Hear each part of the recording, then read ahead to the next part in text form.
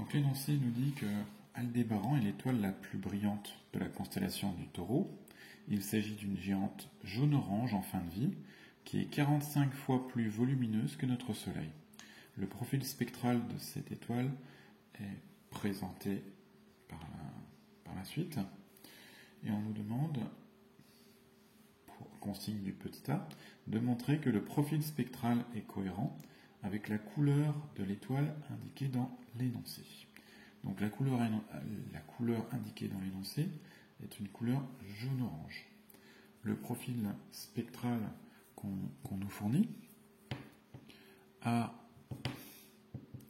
une forme, a une allure qui est la suivante.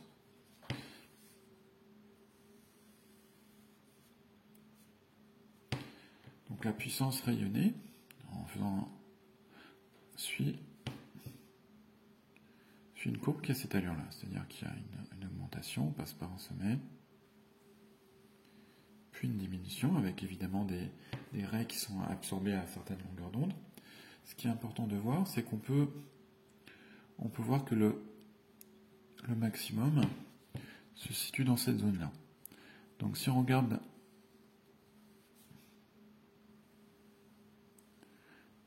la figure de l'énoncé, on peut voir que le maximum se trouve entre environ 570 et 580 nanomètres.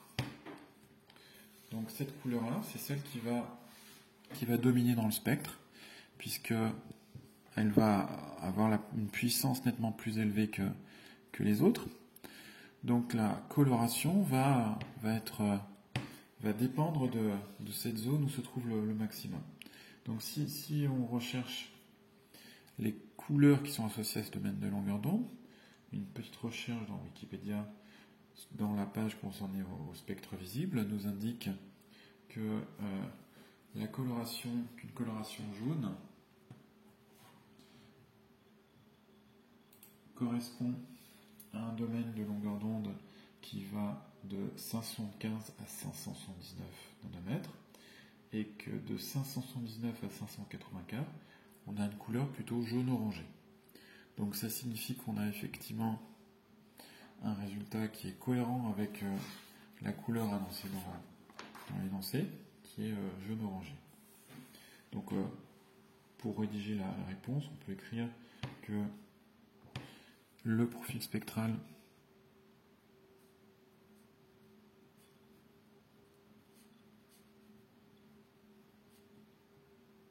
présente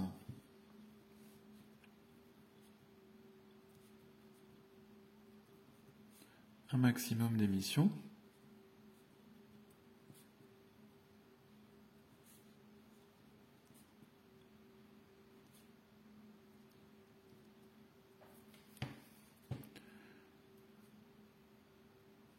vers des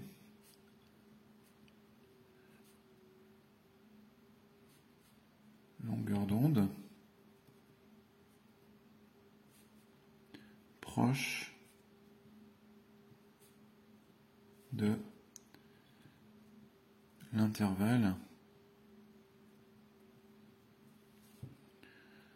570-580 nanomètres.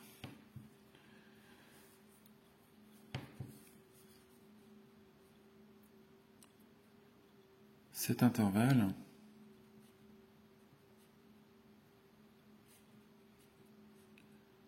correspond à une lumière colorée, donc visible évidemment,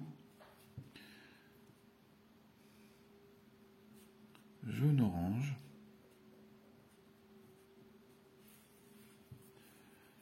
cohérente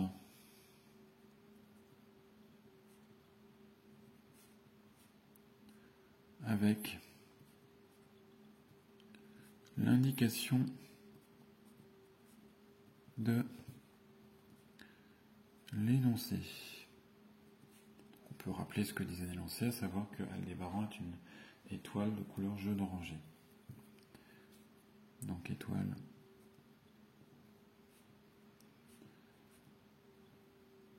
de couleur jaune-orange. Ensuite, petit b.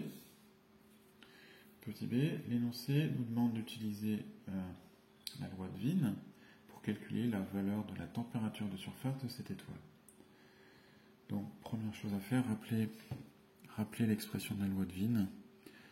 Donc, la loi de Wien, de point, eh bien, la température de surface de l'étoile multipliée par lambda max, la longueur d'onde du maximum d'émission, est égale à une constante qui vaut 2,90 fois 10 exposant moins 3. Donc ici, on cherche à calculer une température, donc on isole T. Donc T va être égal à la constante divisé par lambda max.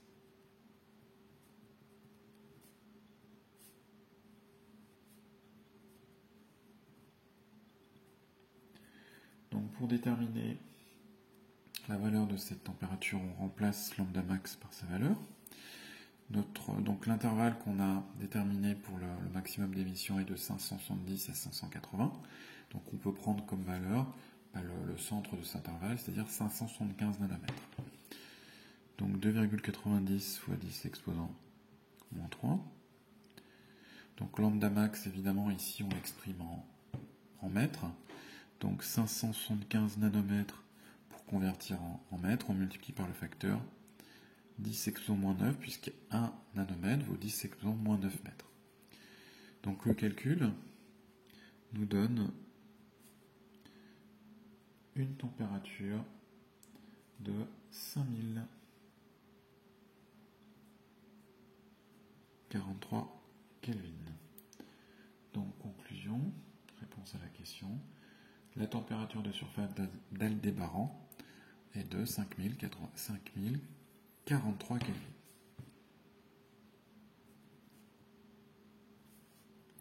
Donc la température de surface d'Aldébaran est 5043 Kelvin. Ensuite, petit c, dernière question, on nous demande de comparer la température de surface d'Aldébaran à celle du Soleil. Donc il faut tout d'abord rechercher, si on ne connaît pas, la température de surface du Soleil. Donc cette température est proche de 5800 Kelvin. Donc la comparaison nous amène tout simplement à dire que la température de surface du Soleil est nettement supérieure à celle d'Aldébaran.